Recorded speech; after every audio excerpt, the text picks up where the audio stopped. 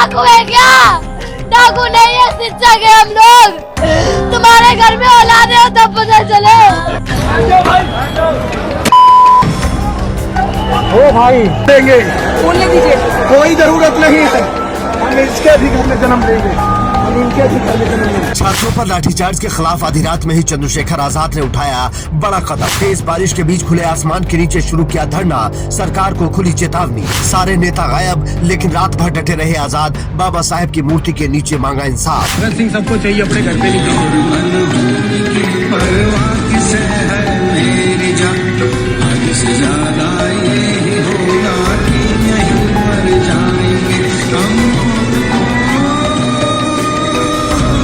जुलाई का दिन आजाद भारत के इतिहास में किसी काले पन्ने से कम नहीं लिखा जाएगा। जेन ज़ी के इस इतिहास में लिखा जाएगा कि जब निहत्थे छात्र शांतिपूर्वक तरीके से अपने नौकरों से अपना हक मांगने जा रहे थे तो उन पर आंसू गैस के गोले दागे गए। ओ भाई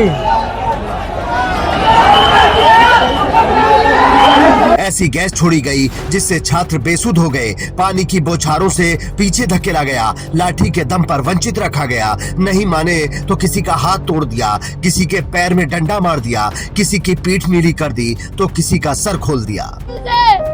हम लोग कोई डाकू है क्या?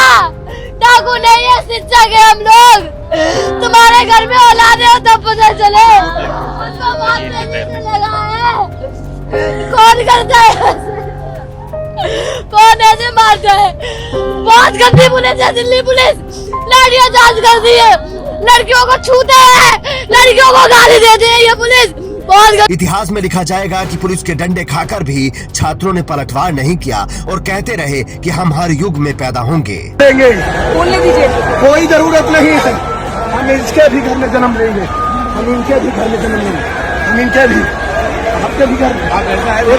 हो हमारा पंजाब नहीं करवाना।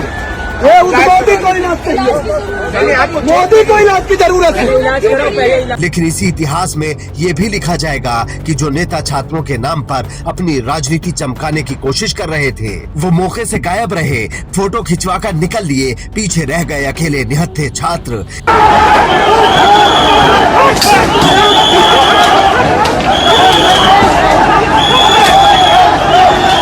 इसी इतिहास में लिखा जाएगा कि जब सारे नेता अपने एसी के कमरे में जाकर सो गए थे तब एक नेता ऐसा भी था जो इस लाठी चार्ज के विरोध में संसद के बाहर आधी रात में ही धरने पर बैठ के अपना संवैधानिक आसमान बना लिया था। लिखा जाएगा कि वो डरा नहीं था, उसने बारिश की फिक्र नहीं की थी। जब पुलिस छात्रों पर लाठी चला रही थी, उन्हें लहूलुहान कर रही थी, वो तब भी उनके बीच था। और जब सरकारी पुलिस रात के अंधेरे में छात्रों को खदेड़ रही थी वो तब भी वहीं था। वो थानों में छात्रों की मदद कर रहा था। बहुत मारा है आज, सर्वर फाड़े, बहुत गंदी तरह फाड़े।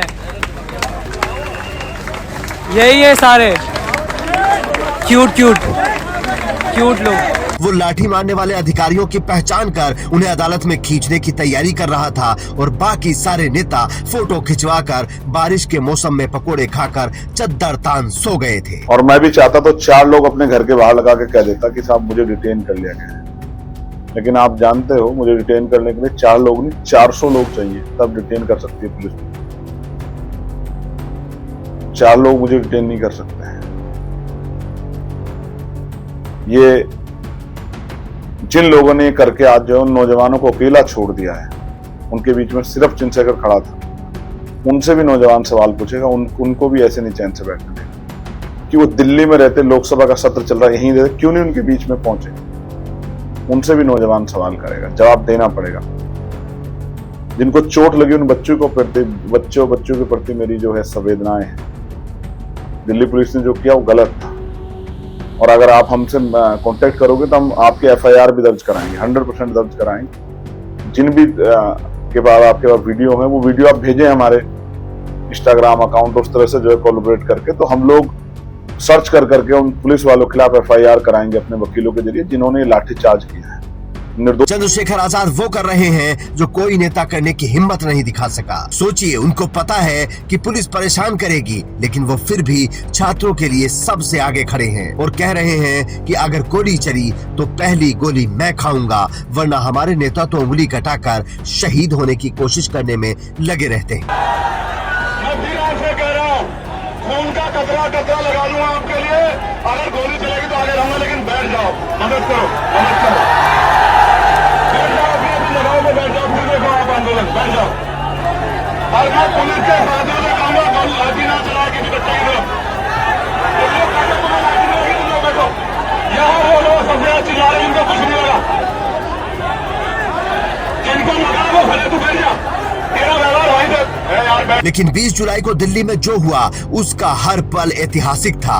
पुलिस के इतने डंडे खाने के बाद भी युवाओं का ना भड़कना, जंतर मंतर से संसद तक सब कुछ हैंग कर देना। अब से 20 दिन पहले किसने सोचा था कि मजाक मजाक में शुरू हुआ सोशल मीडिया का ये आंदोलन देश के सबसे बड़े और प्रभावी आंदोलनों में से एक हो जाएगा? किसने सोचा था कि चंद्रशेखर आजाद जैसे सांसद इस प्रदर्शन के लिए अपना सब कुछ दांव पर लगा देंगे? को पता लग रहा है कि आप बैठे हो। सर की कीमत इस देश में, सर की लोकतंत्र है। आपके सर गिने जा रहे हैं, पूरी दुनिया काउंट करिए कितने लोग निकले हैं। बैठे रहो बस, जहां जगह मिलती है बैठे रहो। आज आप कहाँ नहीं हो, कौन सा ऐसा दफ्तर है जहाँ नहीं हो। भावनात्मक मत हो, पूरे आंदोलन की हवा निकल जाएगी अगर आपसे एक हिंसा होगी। आप एक जगह डंडा मारते हुए लड़ते हुए दिख गए, उसी को वीडियो बना के देश का मीडिया कहेगा ये जैन जी नहीं, ये तो गुंडे। देखो, इंडिविजुअल लड़ाई नहीं लड़ सकता मैं, किसी को लाठी मार दिया उसके लिए मैं एप्लीकेशन करूंगा, FIR दर्ज कराऊंगा। लेकिन आज क्या लड़ूं? लाठी लगे लोगों की लड़ाई या उनकी लड़ाई? बेटे, वो फिर गोला छोड़ देंगे, नीचे बैठ जाओ। मैं फिर कह रहा हूं तुम लोगों को, मैं उनको फिर देख लो, फिर भागना पड़ेगा, यहाँ से नीचे बैठ जाओ।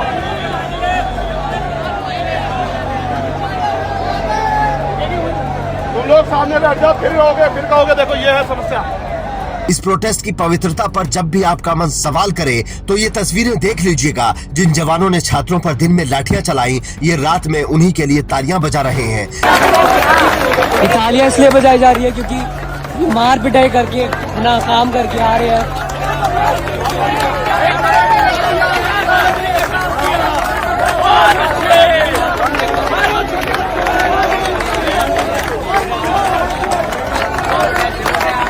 लेकिन हुक्मरानों को न पहले शर्म आई थी, न अब शर्म आएगी। हमारे नेताओं की चर्बी अब बहुत मोटी हो गई है। वो इस्तीफा नहीं देते हैं, उन्हें चुनाव में हराना पड़ता है। तो याद रखिए, बाबा साहेब का दिया सबसे बड़ा हथियार आपके पास है, जिससे आप इन सब के नीचे की जमीन खींच सकते हैं। क्योंकि यही लोकतंत्र है। जो 5 साल आपकी ना सुने, आप उसकी एक पल भी ना सुनो। लेकिन दिल्ली की एक एक तस्वीर को आज देख लो और अपने सीने में ऐसी जगह छुपा कर रखो कि दिमाग कभी भूल ना पाए। उसी कोने में ऐसे लोगों की भी तस्वीरें रखना जो आपके लिए लड़े, आपके लिए खड़े रहे।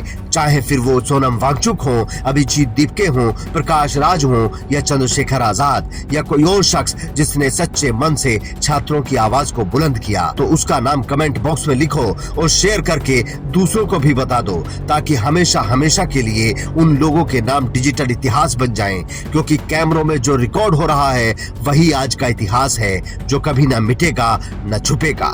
Bureau report, Indian news.